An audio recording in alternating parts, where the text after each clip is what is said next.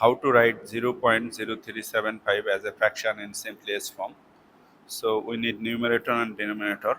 For numerator, just keep this decimal, write the number you are getting. We are getting this 0 don't have any value. For now, for denominator, for every digit after decimal, you have to consider 10 as a multiplication. We have, after decimal, we have 1, 2, 3, 4. So write 4, 10 as a multiplication. Now you need to reduce this fraction or simplify this fraction. How to do that? To simplify this fraction, we need to, in one step, you can divide numerator and denominator by the greatest common factor. Or if you want to simplify this fraction into multiple steps, just you need to divide numerator and denominator by the common factor.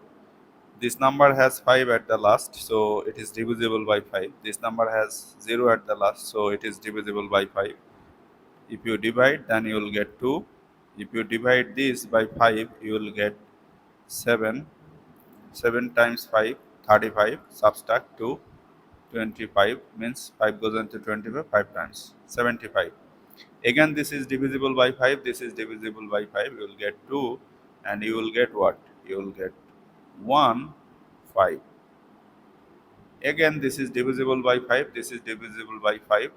You will get 3 here and 2. Right? 3 over 2 times 2 times 2. 2 times 2, 4. 4 times 2, 8. Times 10.